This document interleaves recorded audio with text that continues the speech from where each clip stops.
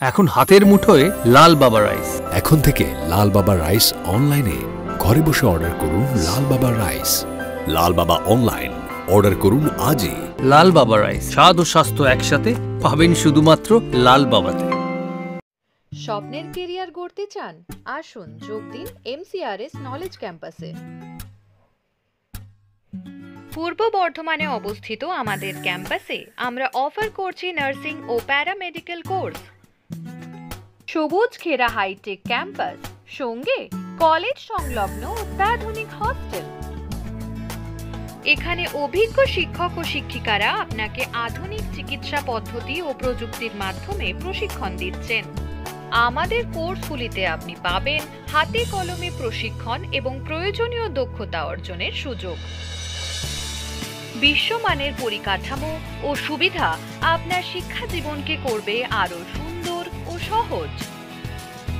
আপনার স্বপ্নের ক্যারিয়ার শুরু হোক এইখানে, MCRS নলেজ ক্যাম্পাসে। MCRS নলেজ ক্যাম্পাস, আপনার ভবিষ্যতের পথপ্রদর্শক। নমস্কার, আমি সৈয়দ মুশারফ আজম। মুক্ত বাংলার যে ডিজিটাল প্ল্যাটফর্ম মুক্ত আবহের পক্ষ থেকে আজকে শিক্ষাঙ্গনে উপস্থিত হয়েছি। আজকে আমাদের মাঝে উপস্থিত আছেন পরিচিত মুখ এবং বর্ধমানের ভূমিপুত্র। দীর্ঘদিন ধরে তিনি বিভিন্ন ধরনের সোশ্যাল ওয়ার্ক করে আসছেন। তো তিনি হলেন কাটারি হাই মাদ্রাসার বাংলা ভাষা ও সাহিত্যের শিক্ষক আদুল আলী।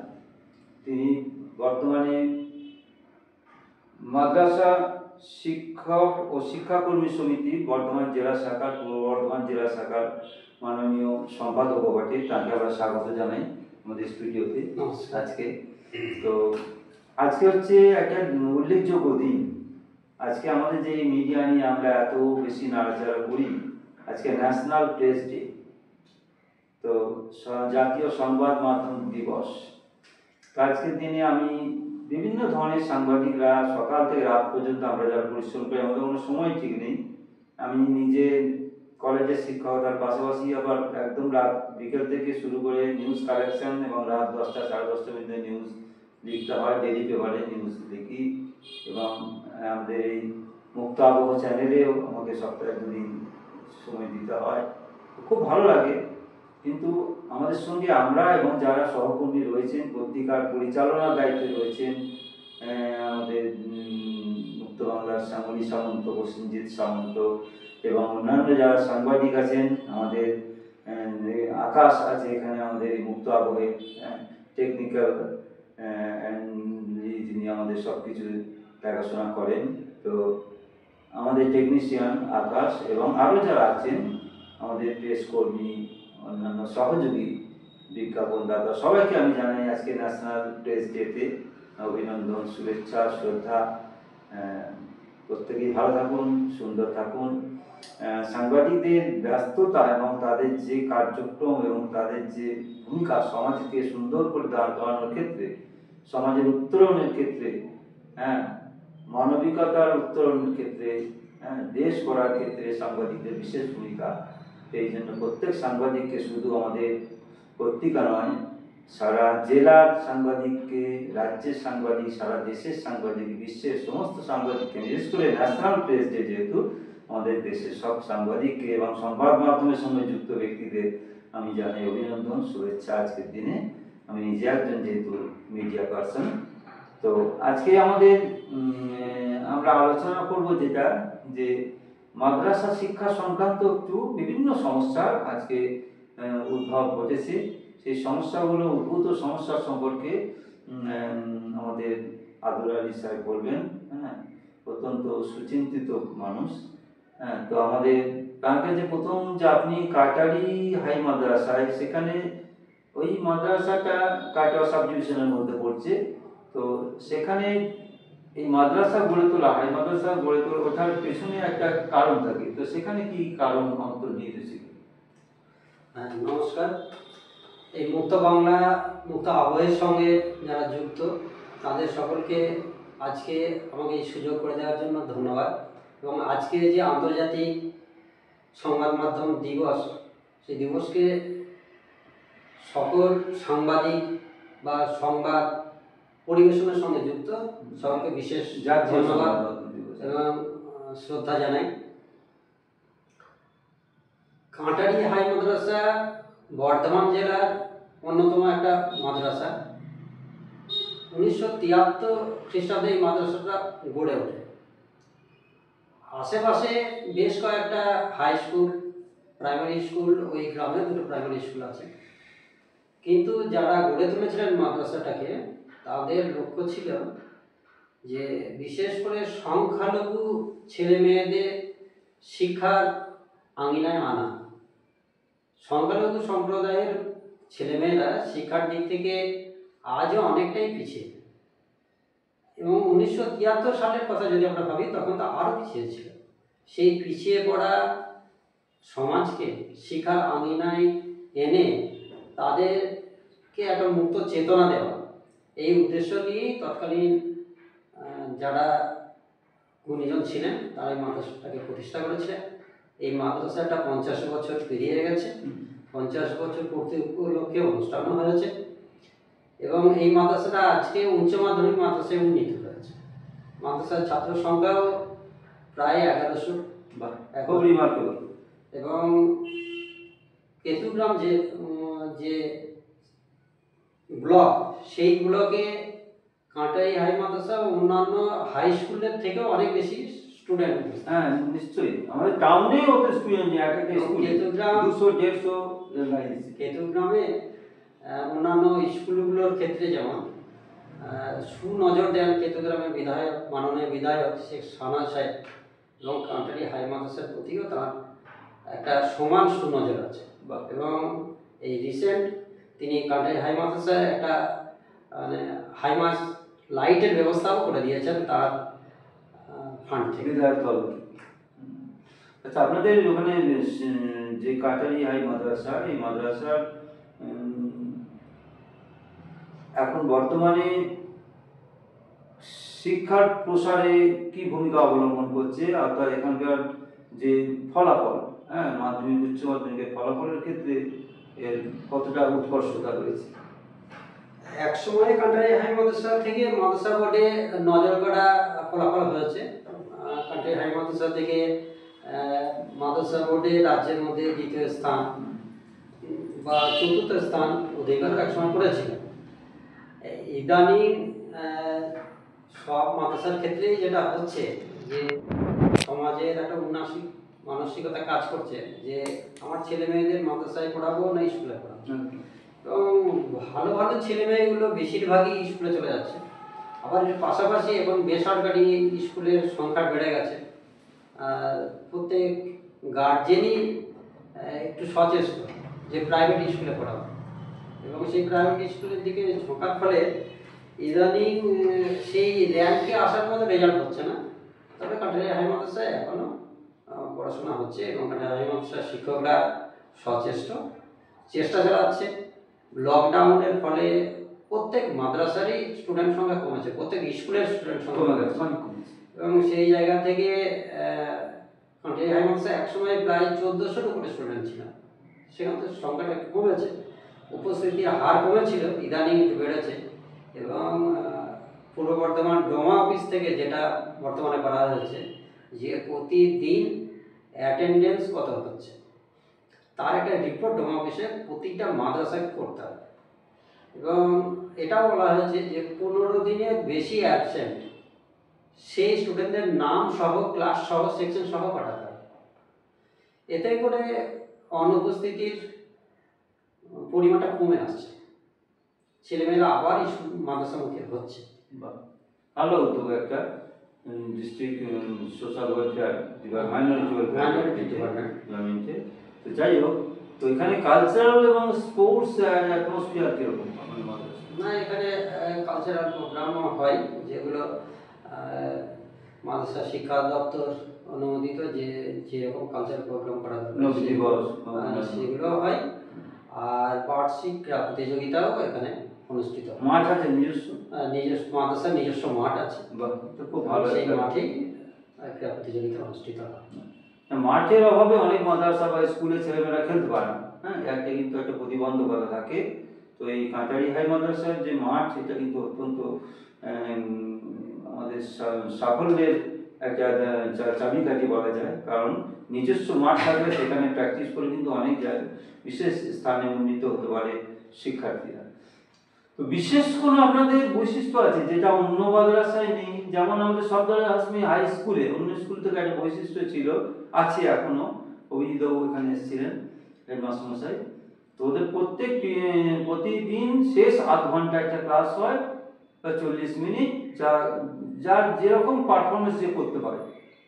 হ্যাঁ, তো সেই পারফরমেন্সের নিরিখে তাকে সেখানে কেউ গান গায়, কেউ আবৃত্তি করে, কেউ মোকাবিনয় করে, কেউ কিছু বলে তাৎক্ষণিক।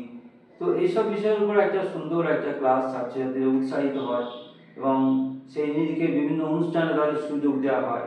তো সেই প্রতিভা বিকাশের জন্য একটা ট্যালেন্ট সার্চের জন্য একটা ক্লাস, কে কোন দিকে যেতে পারে। সবাই তো পড়াশোনা, কেউ খেলাধুলা ভালো হয়, কেউ গান বাজনা ভালো হয়, কেউ আবৃত্তি করে ভালো, কেউ আঁকায়। তারপরে এরকম কোনো বৈশিষ্ট্য, কিছু বৈচিত্র্য? আমাদের কাটারি হাই মাদ্রাসায় যেটা করা হয়, প্রতি বছর প্রতিটা ক্লাসের যারা ফলাফলের দিক থেকে ফার্স্ট সেকেন্ড থার্ড হয়, তাদের ওই ফল প্রকাশের দিনে, যেদিন অ্যানুয়াল ফল প্রকাশ হয়, সেই দিনই ঘোষণা করা হয় যে এরা ফার্স্ট সেকেন্ড থার্ড হয়েছে এবং তাদের সংবর্ধিত করা হয়। এতে করে ছেলেমেয়েরা উৎসাহ পায়। সারা বছরই একটা তাগিদ থাকে যে পরের বছর আমাকে আমার জায়গাটা ধরে রাখতে হবে, বা আমি এবছর ফার্স্ট হতে পারিনি, পরের বছর আমাকে ফার্স্ট হতে হবে। এরকম একটা সুস্থ প্রতিযোগিতা সব জায়গায় মোটামুটি আসেন জায়গা থাকে, যে বার্ষিক পুরস্কার বিতরণ দিতে বলে, সেখানে হয় ফার্স্ট সেকেন্ড থার্ড, বা অন্যান্য ক্ষেত্রে কৃতিদের পুরস্কৃত করা হয়। কিন্তু এমন কোনো বিশেষ, যেটা বললাম, অভিজিৎবাবু যেটা করে থাকেন, এরকম কোনো বিশেষ দিন উদযাপন করা যেটা অন্য মাদ্রাসা হয় না, বা কোনো বিশেষ অনুষ্ঠান বা বিশেষ ক্লাস হয় যেটা অন্য মাদ্রাসা হয় না বা স্কুলে হয় না। যেটা আমরা অনেকটা চেষ্টা করি, বিশেষ করে টেস্ট পরীক্ষা যখন হয়ে যায়, টেস্ট মাধ্যমিক উচ্চ মাধ্যমিক টেস্ট হওয়ার পরে ছেলেমেয়েরা আর মাদ্রাসামুখী হতে চায় না, যে তারা বাড়িতে পড়াশোনা করে। ওই সময় আমরা কিছু বাড়তি ক্লাস করার চেষ্টা করি, যাতে টেস্টে খাতা দেখার পরে কোথায় ঘাটতি আছে সেগুলো নিয়ে আলোচনা করা এবং সেই সংক্রান্ত যে রেমেডি দেওয়া, সেগুলো চেষ্টা করি। ঠিক আছে, যাই হোক, চেষ্টা করছেন আপনারা। তো আপনি এই মাদ্রাসার শিক্ষকতার পাশাপাশি, হাই মাদ্রাসার শিক্ষকতার পাশাপাশি একটা উন্নাসিকতা দেখেছি আমি, আপনি নিশ্চয়ই লক্ষ্য করেছেন শিক্ষকতা করার সঙ্গে, যেটা উন্নাসিকতা। মাদ্রাসায় পড়বে, আর বাড়ির সবচেয়ে বদমাশ ছেলে যে হয়, দুষ্টু ছেলে হয়, তাকে মাদ্রাসায় দেয় অনেকে, স্কুলে দেয় না। মেধাবী ছেলেটাকেও মাদ্রাসায় দেয় না, স্কুলে দেয়। একটু কম মেধাবী তাকে মাদ্রাসায়। তো এই ব্যাপারে হচ্ছে মাদ্রাসা শিক্ষায় কিন্তু কোনো রকম ঘাটতি কিছু নেই, একটা শুধু সাহিত্য, ইসলাম পরিচয় একটা বাড়তি, আরবি একটা ভাষা, সাহিত্য একটা বাড়তি শিখতে হবে। তো ভাষা শেখা তো কোনো ক্ষতির নয় কিছু, কোনো ক্ষতিকারক কিছু না, বরঞ্চ উপকার। বাংলা ভাষায় সব ভাষারই সংমিশ্রণ, আরবি, ফার্সি, উর্দু। তো এই ক্ষেত্রে আপনার কি মনে হয়, এই উন্নাসিকতাটা কি যথাযথ? এইটা বলতে গিয়ে আমি একটু পিছনে ফিরে যাই। এবং মাদ্রাসা কথাটা বিদেশি, স্কুল কথাটাও বিদেশি, এবং এই দুটো শব্দই বিদেশি শব্দ, আর দুটো শব্দেরই বাংলা হচ্ছে বিধান। এবং আমি নিজে বলি, আমি কিন্তু মাদ্রাসার ছাত্র নই, আমি স্কুলের ছাত্র। আমি পরীক্ষা দিয়েছিলাম স্কুলে চাকরি পাওয়ার জন্য, কিন্তু আমি মাদ্রাসায় পোস্টিং করেছি। প্রথম দিকটায় আমিও মাদ্রাসা শিক্ষা ব্যবস্থা সম্পর্কে বুঝতাম না। আস্তে আস্তে মাদ্রাসা শিক্ষা গভীরে গিয়ে দেখলাম যে মাদ্রাসা শিক্ষা হচ্ছে স্কুল শিক্ষার থেকে অনেক বেশি পুরাতন। 1780 খ্রিস্টাব্দে যে কলকাতা মাদ্রাসা, ক্যালকাটা আলিয়া মাদ্রাসা প্রতিষ্ঠা হয়, এটা হচ্ছে এশিয়ার সব থেকে প্রাচীন সরকারি শিক্ষা প্রতিষ্ঠান। এবং এর আগে কোনো সরকারি শিক্ষা প্রতিষ্ঠান ভারতবর্ষের বুকেও ছিল না, এশিয়া মহাদেশেও খুঁজে পাওয়া যায়।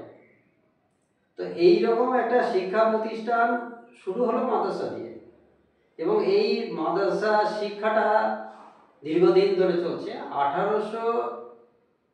17তে যখন হিন্দু কলেজ প্রতিষ্ঠা হলো, তো তখন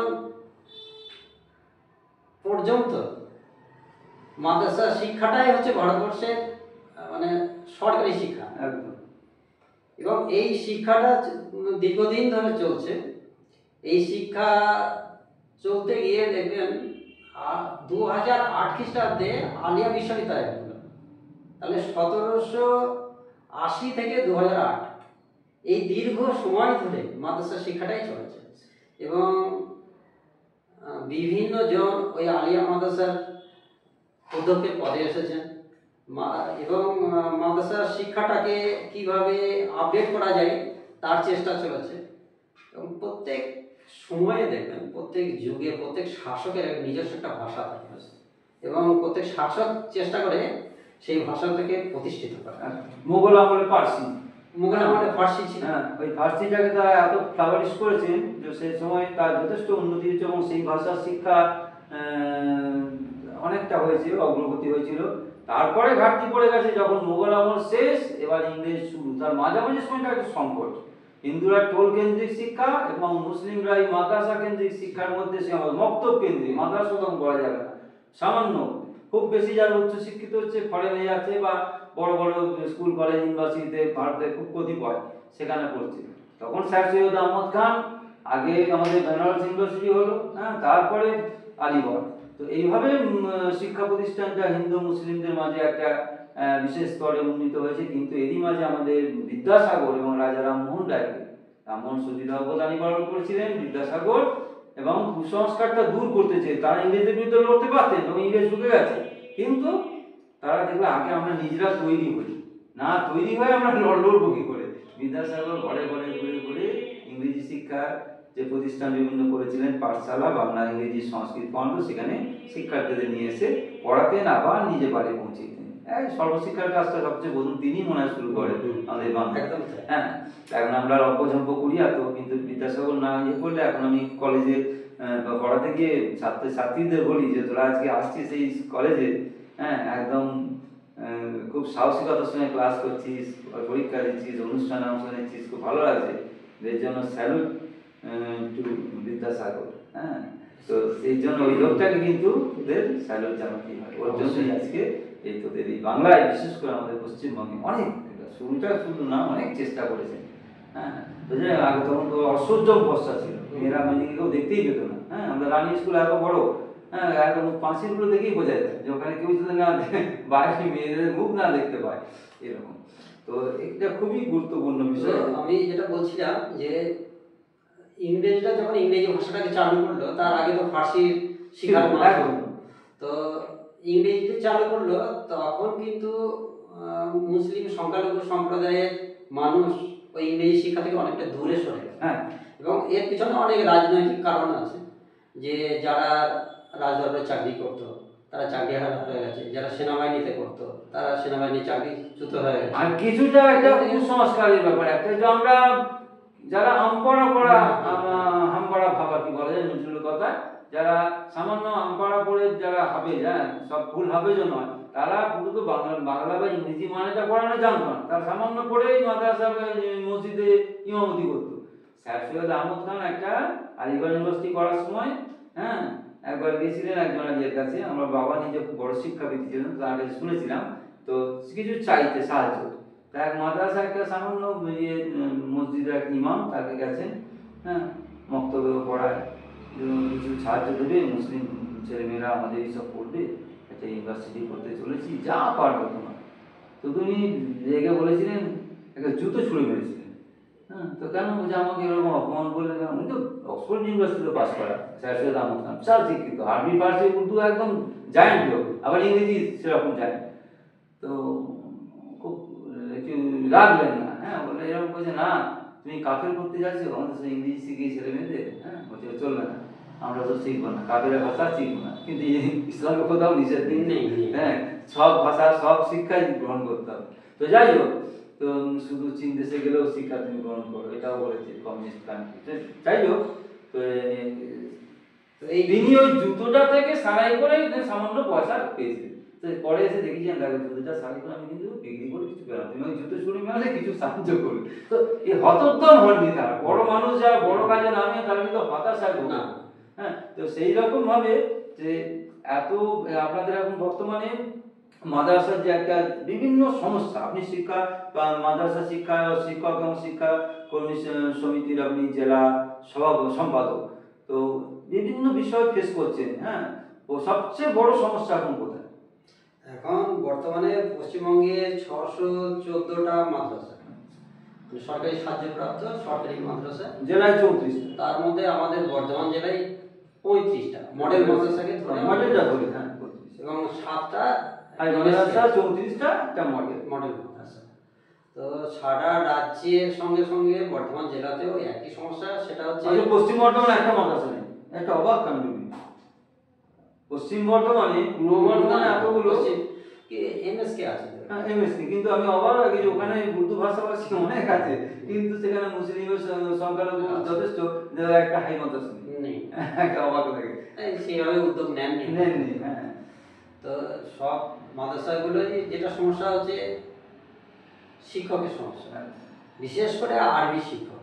দীর্ঘদিন ধরে আরবি কোর্সগুলো শূন্য, সেখানে শিক্ষকের অভাবে আরবি শিক্ষাটা, যেটা মাদ্রাসাগুলোর একটা প্রাণ বলা যায়, মূল উপাদান, হ্যাঁ, এবং সেই জায়গাটা অন্য শিক্ষকের দিয়ে কোনোভাবে ম্যানেজ করে চালানো হচ্ছে, এটা একটা বড় সমস্যা।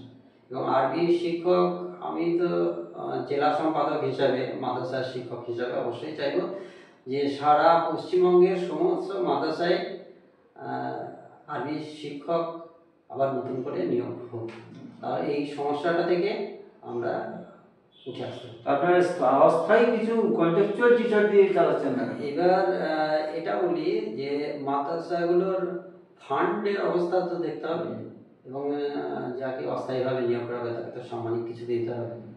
সেই জায়গাটা সব মাদ্রাসার ক্ষেত্রে তো সম্ভব হচ্ছে না, যার জন্য আমি বাংলার শিক্ষক, আমি হয়তো ক্লাস 5-এর আরবিটা চালিয়ে দিচ্ছি, আর একজন ইংরেজি শিক্ষক, সে হয়তো ক্লাস 7-এর আরবিটা চালিয়ে দিচ্ছে, কিন্তু এটা কোনোভাবে চলে যাচ্ছে। কিন্তু একটা সাবজেক্টের শিক্ষক যেভাবে সে তার সাবজেক্টটাকে স্টুডেন্টদের কাছে পড়াতে পারবে, সেটা তো আমার পক্ষে সম্ভব নয়। আমি আমার সাবজেক্টটা পড়াবো, তো এই জন্য একটা বিরাট একটা ঘাটতি থেকে যাচ্ছে, গ্যাপ থেকে যাচ্ছে। এছাড়া আর কি সমস্যা আছে? আর পরিকাঠামোগত অনেক দিন ধরেই group C group D recruitment বন্ধ ছিল, একদম। মাঝখানে তো কিছু কিছু মাদ্রাসা গ্রুপ সি গ্রুপ ডি পেয়েছে, এখনো অনেক মাদ্রাসা গ্রুপ সি গ্রুপ ডি ফাঁকা আছে। এবং একটা শিক্ষা প্রতিষ্ঠান চালাতে গেলে গ্রুপ সি এবং গ্রুপ ডির গুরুত্ব অনেক, এবং গ্রুপ সি গ্রুপ ডি না থাকার জন্য একজন শিক্ষককেই ঘন্টা বাজাতে হয়। আবার বহু মাদ্রাসায় প্রধান শিক্ষকের পদ শূন্য হয়ে আছে, বর্ধমান জেলারও অনেকগুলো মাদ্রাসায়। আবার গ্রুপ সি গ্রুপ ডি না থাকে, আমার চোখের সামনে বিদ্যার্থী ভবনের ঈশ্বরবাবু হেডমাস্টার ছিলেন, তিনিও ঘন্টা বাজাতেন, এমন অবস্থা হয়েছিল। তো ওই প্রধান শিক্ষকের পদগুলো অবিলম্বে পূরণ হওয়া দরকার। এগুলি স্কুলেও অনেক গ্যাপ আছে, টিআরসি দিয়ে চলছে। একজন প্রধান শিক্ষকটা একটা শিক্ষা প্রতিষ্ঠানের চালিকা শক্তি, অনেক পাওয়ার বেশি থাকে, অনেক কাজ করতে পারেন, যে টিআরসি পারেন। টিআইসি পারেন, প্রধান শিক্ষক পারেন, এবং তিনি চিন্তা ভাবনা করেন এটা আমার প্রতিষ্ঠান, আমি এই প্রতিষ্ঠানটাকে আরো কিভাবে সুন্দরভাবে এগিয়ে নিয়ে আপডেট করব, এবং সেটার জন্য প্রধান শিক্ষক নিয়োগ হওয়া খুব জরুরি, খুব দরকার। আচ্ছা আচ্ছা আচ্ছা। আর বর্তমানে এছাড়া দেখেছি অনেক মাদ্রাসায় স্থায়ী শিক্ষকেরও অভাব আছে। হ্যাঁ, কিছু বর্তমান মডেল মাদ্রাসা, বিশেষ করে আমি তো মডেল মাদ্রাসাগুলোর জন্যই বলবো। আর বর্ধমান জেলার একটাই মাত্র পুরোপুরি গভর্নমেন্ট স্কুল বা মাদ্রাসা, সেটা হচ্ছে বর্ধমান মডেল মাদ্রাসা। মডেল মাদ্রাসার যিনি প্রধান শিক্ষক খুব উদ্যোগী মানুষ, উনি চেষ্টা করছেন যে শিক্ষা প্রতিষ্ঠানটাকে একটা ভালো জায়গায় নিয়ে যেতে, কিন্তু বেশ কিছু প্রতিবন্ধকতা আছে। আমরা দেখতে পাচ্ছি যেটা, যে প্রথম সমস্যা হচ্ছে শিক্ষকের।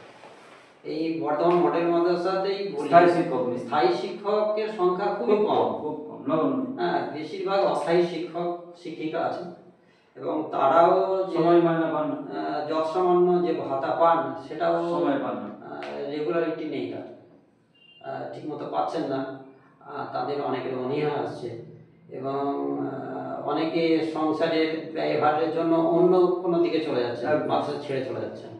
এই জন্য পঠন পাঠনের তো অনেক সমস্যা হচ্ছে এবং অবিলম্বে এই মডেল মাদ্রাসাগুলোতে শিক্ষক নিয়োগ দরকার। আর বর্তমান জেলায় বেশ কিছু মাদ্রাসার শিক্ষা কেন্দ্র আছে, যেটা সারা রাজ্যে প্রায় 497টা আছে, বর্তমান জেলায় 7টা। এই এমএসকে গুলোর অবস্থাও খারাপ। এমএসকে গুলোর শিক্ষক নিয়োগের নতুন কিছু দিশা আমরা দেখতে পাচ্ছি না এবং কোনো কোনো মাদ্রাসা শিক্ষা কেন্দ্রে একজন শিক্ষক, তিনি রিটায়ার্ড করে গেলে ওই মাদ্রাসা শিক্ষা কেন্দ্রটা বন্ধ হয়।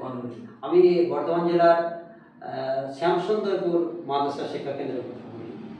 ওই মাদ্রাসা শিক্ষা কেন্দ্রটা আশেপাশে 5 কিলোমিটারের কোনো হাই স্কুল নেই, ছেলেমেয়েরা ওই মাদ্রাসা শিক্ষা কেন্দ্রটাতেই পড়াশোনা করে এবং ওখানে একজন শিক্ষক এখন বর্তমানে।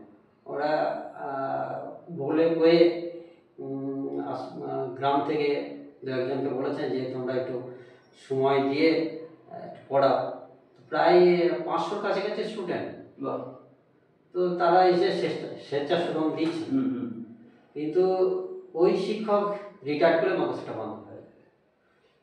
তাহলে ওই আশপাশের ছেলে মেয়েদের কী হবে? তারা শিক্ষার আলো থেকে বঞ্চিত থেকে যাবে, অন্ধকারে চলে যাবে। তো আমাদের খুব খারাপ লাগে। তো আমি চাইব যে অবিলম্বে এইরকম মাদ্রাসার শিক্ষা কেন্দ্রগুলো যাতে আবার নতুন প্রাণ পায়, তাতে শিক্ষক নিয়োগ হয় এবং মাদ্রাসা শিক্ষা কেন্দ্রের যারা শিক্ষক তাদেরও বেতন খুব সামান্য এবং তারাও দীর্ঘদিন ধরে এটা নিয়ে লড়াই করছেন। টেটের ক্ষেত্রে একটা প্রাইমারিতে এমনি যে টেট পরীক্ষাটা বাধ্যতামূলক করেছে এমনি, হ্যাঁ, তো স্কুলের ক্ষেত্রে টেট, কিন্তু মাদ্রাসার ক্ষেত্রে এটা কি এখনো তো অ্যাপ্লিকেবল হয়নি। হ্যাঁ, এটা আমি বলি যে স্কুল এডুকেশনের ক্ষেত্রে এটা তো বলা হয়েছে যে যারা স্কুলের শিক্ষক শিক্ষিকা যাদের টেট কোয়ালিফাই নেই তারা টেট দিয়ে নতুন কোয়ালিফাই করতে হবে এবং সেটা গভর্নমেন্ট নিশ্চয়ই একটা পলিসি বের করবে কিছু। কিন্তু মাদ্রাসার ক্ষেত্রে বলি 2010-এ মানব সম্পদ দপ্তরে, সেন্ট্রাল কেন্দ্রীয় সরকারের, সেখানে একটা অর্ডার আছে। সেই অর্ডারতে বলা হয়েছে যে এগুলো সংখ্যালঘু প্রতিষ্ঠান, সেগুলো যে 2009-এর রাইট টু এডুকেশন অ্যাক্ট এর বাইরে থাকবে এবং এগুলো আর্টিকেল 29 এবং 30-র আওতার মধ্যে পড়ছে। সেই হিসাবে এদের যেহেতু রাইট টু এডুকেশনের অ্যাক্টের বাইরে, এবার এই প্রতিষ্ঠানগুলো মাদ্রাসাগুলোর শিক্ষক শিক্ষকদের যাদের টেট কোয়ালিফাই করা নেই তাদের আর নতুন করে টেট দিতে হবে কি হবে না এটা কিন্তু ধোঁয়াশা। আমরা মাদ্রাসা শিক্ষা দপ্তর, ডিএমই, যে মাদ্রাসা ডাইরেক্টর অফ মাদ্রাসা এডুকেশন, তাদের কাছেও আবেদন রাখছি এই ধোঁয়াশাটাকে কাটাতে এবং ধোঁয়াশা কাটিয়ে যদি টেট পরীক্ষা দিতে হয় তাহলে তারও একটা মানে সহজ রাস্তা বের করা, যাতে সহজেই শিক্ষক শিক্ষারা ওই সমস্যাটা থেকে বেরিয়ে আসতে পারে। আমাদের নতুন ডিএমই হিসাবে আসছেন, আমরা খবর পেয়েছি এবং নবান্ন থেকে অর্ডারও হয়েছে, মোহাম্মদ আব্দুল রাকিব সাহেব। আশা করব নতুন ডিএমই এসে মাদ্রাসাগুলোর ক্ষেত্রে যে সমস্যা, সেই সমস্যাগুলোর ক্ষেত্রে উনি দ্রুত পদক্ষেপ নেবেন, মাদ্রাসাগুলোর সমস্যা থেকে বেরিয়ে এসে আবার নতুন প্রাণ পাবে, সুন্দরভাবে মাদ্রাসাগুলো চলবে এবং মাদ্রাসা শিক্ষা পশ্চিমবঙ্গের স্কুল শিক্ষার পাশাপাশি একটা গুরুত্বপূর্ণ ধারা এবং এই ধারাটা অব্যাহত থাকবে। প্রাচীনতম শিক্ষা প্রতিষ্ঠান একটা ধারা, এই ধারাটা অব্যাহত থাকবে। আর হচ্ছে আপনার যেটা আপনি তো বিভিন্ন মানে রবীন্দ্রনাথের শিক্ষা চেতনা নিয়ে মাদ্রাসার বিভিন্ন কিছু উজ্জ্বল নক্ষত্র মাদ্রাসা শিক্ষার ক্ষেত্রে এবং মাদ্রাসা শিক্ষার সমস্যা সমাধান, হ্যাঁ, আলিয়া বিশ্ববিদ্যালয়, বাংলা ছন্দ ইত্যাদি বিভিন্ন বিষয়ে আপনি খুব উল্লেখযোগ্য প্রবন্ধ লিখেছেন। আপনি একজন ভালো লেখক, তো সেক্ষেত্রে আপনি শিক্ষকতার পাশাপাশি, হ্যাঁ, এই যে চর্চা অব্যাহত রেখেছেন, হ্যাঁ, এটা ছাত্রছাত্রীদের মধ্যে কতটা এখন মানে এই ছাত্রছাত্রীদের মধ্যে এই লেখনীর বিষয়টা, হ্যাঁ, আপনি শিক্ষক হিসেবে কতটা দেখতে পাচ্ছেন? এইটা তো একটা বড় সমস্যা যে আজকে আমরা পুরোপুরি মোবাইল নির্ভর হয়ে গেছি এবং আমাদের ছেলে মেয়েদের মধ্যেও মোবাইলের আসক্তিটা প্রচুর পরিমাণে, যার ফলে কেউ কিছু লিখতে চায় না, পড়তে চায় না। আজকে অভিধান খোলার লোক পাওয়া যায় না। বাস্তবে যে আমরা অভিধান সেটা খুলতে চাই না। কিছু সমস্যা হলে সঙ্গে সঙ্গে আমরা মোবাইলে সার্চ করে দেখি। এই বই খোলা, বই পড়া, এইটা পাঠকের সংখ্যাটা কমে যাচ্ছে এবং এর প্রভাবটা ছেলে মেয়েদের মধ্যেও পড়ছে। আজকে বলতে দ্বিধা নেই, আমরা যারা শিক্ষকতা পেশার সঙ্গে যুক্ত তারাও খুব কমজন আজকে বই খুঁজছে, বেশিরভাগটাই মোবাইলে সার্চ করে দেখে এবং এই যে ফিজিক্যালি আমি বইটা পড়ছি এবং এই বই পড়ার উৎসাহ ছেলে মেয়েদের দিচ্ছি,